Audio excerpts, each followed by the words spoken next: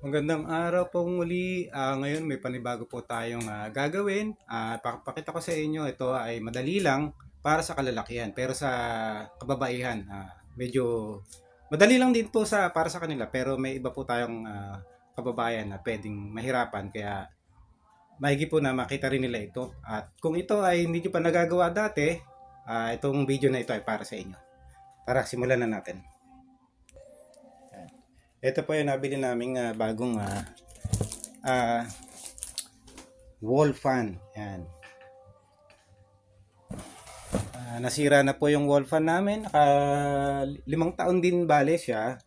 So, sulit na rin po yun.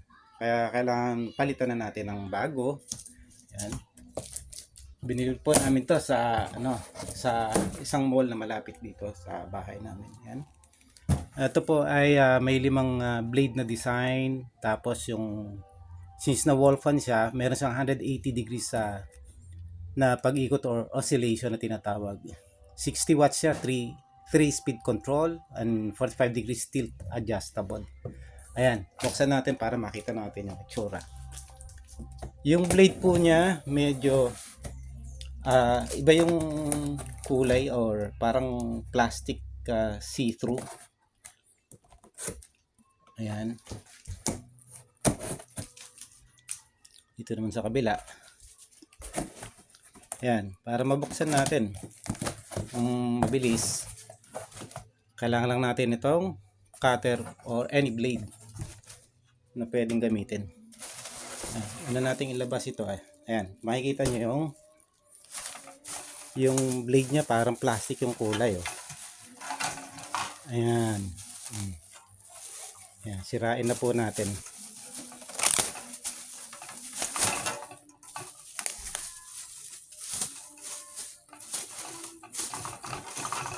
Nakatali pala siya. Ayan, tanggalin lang natin yung tali para matanggal natin yung blade.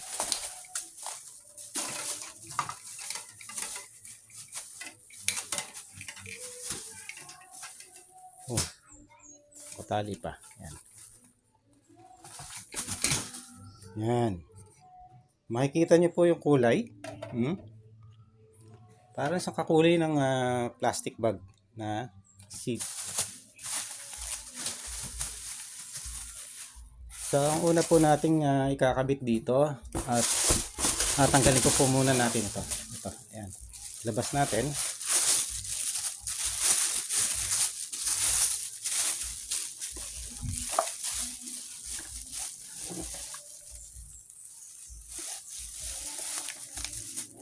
Ayan. Tanggal na siya. Alisin lang natin itong karton. Ayan. So may dalawa siyang hook sa likod na pwede natin pagsabitan. Ito po yung dating pinagsasabitan ng aming wall fan. Nakita niyo yung dalawa na to. Dalawang screw na nakabaon sa pader. Hindi lang siya match. Ayan. Hindi lang siya match yung butas. So siguro re-remedyohan ko na lang to kung paano na hindi na ako magbubutas ulit. Ayan.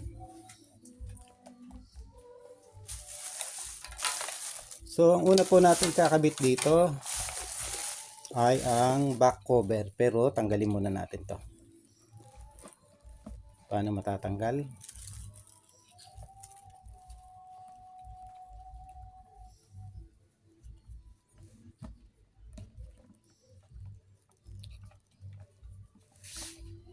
Yan. Hindi ko po siya matanggal ng maayos kasi hawak-hawak ko yung hawak ko ng isang kamay ko yung aking camera. Yan. Oops, paipit pala. Ito paluwag. Clockwise yung paluwag niya dito. Yan.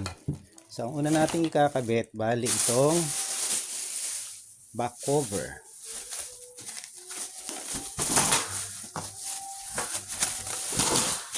Yan.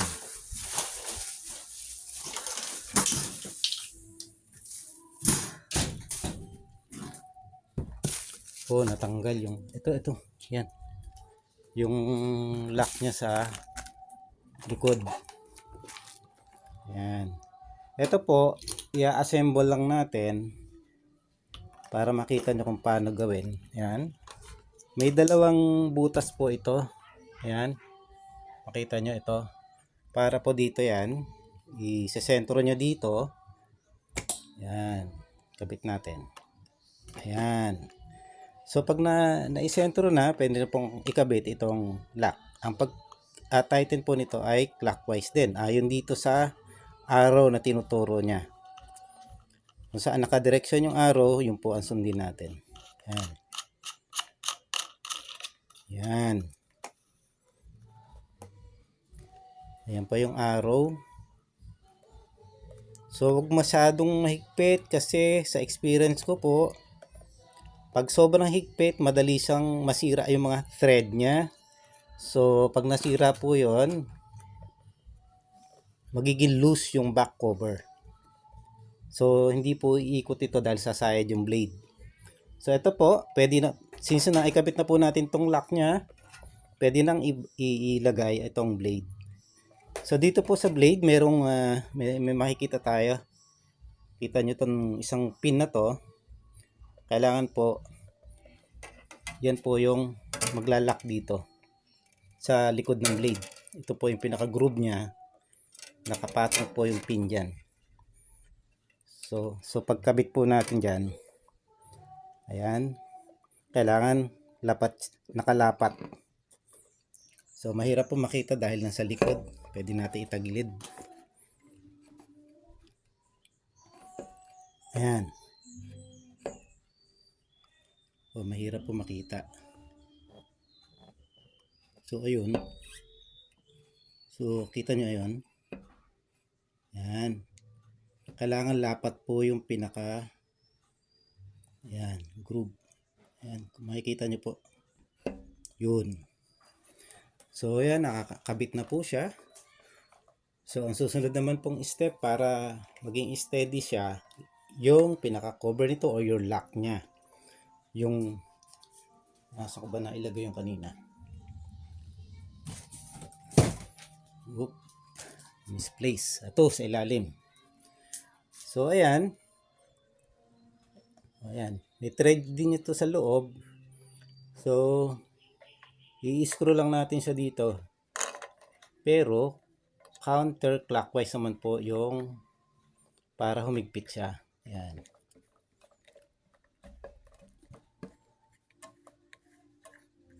Ayan, counterclockwise. Ayan. Okay, wag din pong masyadong mahigpit dahil madaling masira yung thread. Saktong higpit lang. Ngayon, ito namang front cover. So, may nakakabit pa siya dito. Kailangan natin ng gunting or yung cutter kanina. Ayan. Tanggal na siya. Ito, may plastic pa yung cover. So, kailangan natin ng Phillips. Ayan. So, kukuha ako ng Phillips sandali. Ito po, nakakuha na tayo ng Phillips screwdriver. Ayan. I-unscrew lang natin. Pihitin pa counterclockwise.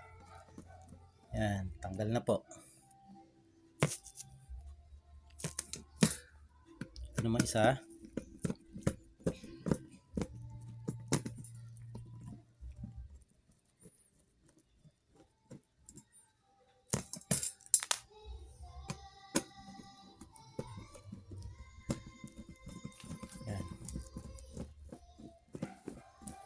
Mabilis lang po itong gawin. Siguro hindi ka abuti ng kung mabilis 5 minutes.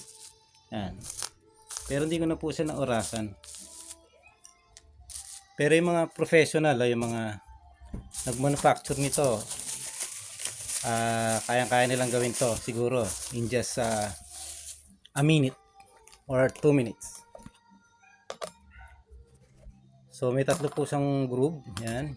Or yes, it's a tang and this one is the groove. So lagay lang po natin. Tanggal siya. Balik Ayan. Hindi siya maglapat, ano. Pero ganyan siya talaga. Hindi siya papasok sa butas. Hanggang dyan lang. So, ibalik lang natin itong mga screw dito. Ayan.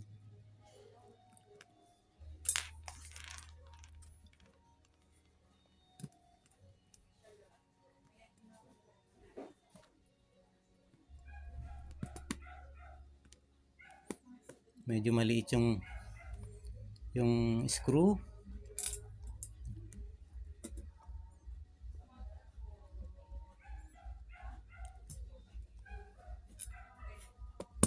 Oops. Tumalsik pa.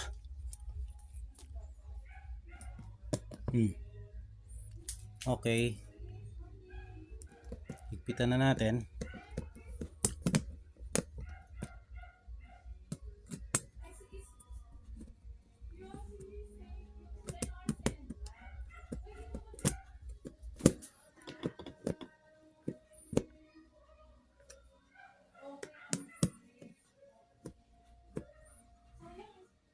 Yan. Okay. Naigpit na siya. Pwede na nating ikabit. So, pag kinabit natin, kailangan yung brand niya ay tama doon sa posisyon na mababasa siya. So, ayan, kailangan po nakapasok siya dito. Ayan, ito yung mga lock niya. Ito pa. So, nabubukas siya. Ayan, nabubukas siya. Hilahin lang natin pataas. Ayan. Ito rin. Hilahin lang natin pataas. Ayan. Gamitin natin ating daliri. Ganon din doon sa ibang lock niya. Oh! I think may baliktad akong ginawa. Ito dapat nasa taas. Baliktad siya. So, kakalasin natin uli. Mabilis lang. Ito po, clockwise ang pagkalas. Yan, tanggal na siya. Kalasin tong blade. Ito, pagkalas nito, counterclockwise. Makikita nyo lang po sa direksyon niya, loosen, paikot dito. Ayan, yung arrow niya. So, ayan po yung arrow, makita nyo loosen, papunta dito. Or counterclockwise. Oh, I think tama po pala. Dahil andito yung holder eh. Ayan oh. Ayan yung holder. So tama, sa taas siya, pag bubuhatin mo siya, yan yung handle wire. So tama po pala. Balik natin to ulit. Yan. So higpitan lang. Huwag masyadong mahigpit na mahigpit, madali pong masira ang thread. So ito, paalala ko po ulit, meron siyang lock dito. Ito yung pinaka-lock niya, yung pin. Kasi pag wala po yan, pag umikot ito, hindi susunod yung pwedeng dumulas lang yung ating blade. So yan po yung pumipigil sa blade para hindi dumulas at umikot ng tama itong blade. So ayan, i-settle na po natin, naikabit na. So ito namang lock niya. So counterclockwise po para malak naman ito. Ayan. Higpitan lang po natin ng tamang higpit, huwag sobrang higpit. Yan. So ito na pong front cover ang ikakabit natin. So ganito po. Asan na yung kanina? Yan. Ito yung naka-fix na lock niya. So ito po yung una nating pagpapatungan ng blade. So yan. Yan po yung una nating yan. So makikita nyo po, meron din siyang lock dito. Ayan. Ayan. Diyan po natin ipapatong itong isang wire.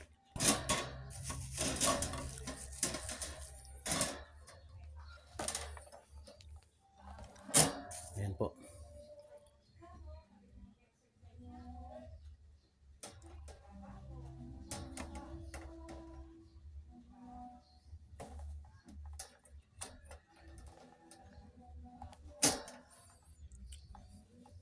Ayan, naipatong na po natin. Ngayon, simulan na nating ilock yung mga locking mechanism niya para hindi siya umiwalay. Ayan, dito.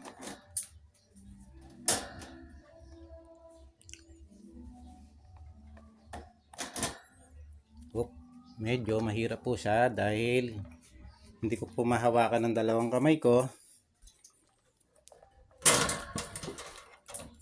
Sandali po. Ayan, kailangan natin ng patungan ng maganda. Ayan.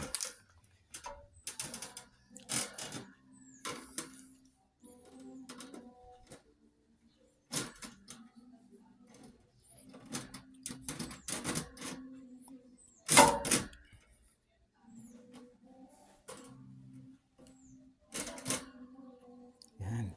Sakto na po. Ayan. Tumapat na siya. Ang hirap ilak. Ayan, nailak na. Ito namang isa. Ayan, dito naman. Ayan. Bali, meron siyang 5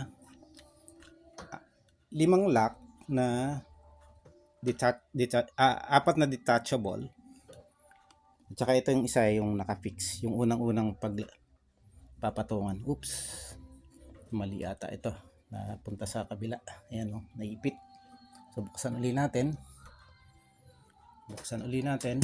Para tanggal natin to. Ayan.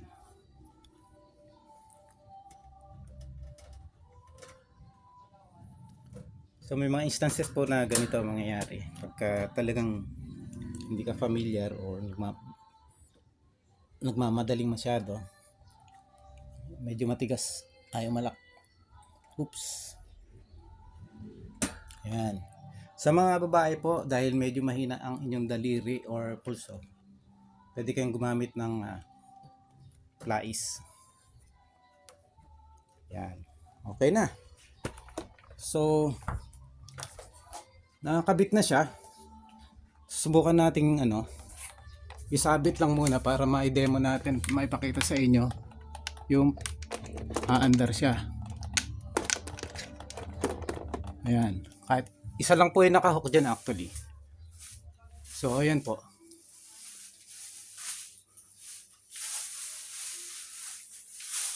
Ayan. So, testingin natin. Tanggalin lang natin tong wire para isaksak natin dito sa socket.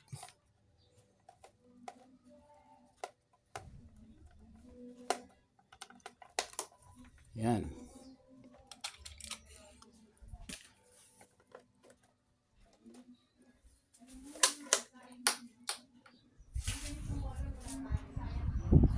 Ayan, maandar na siya.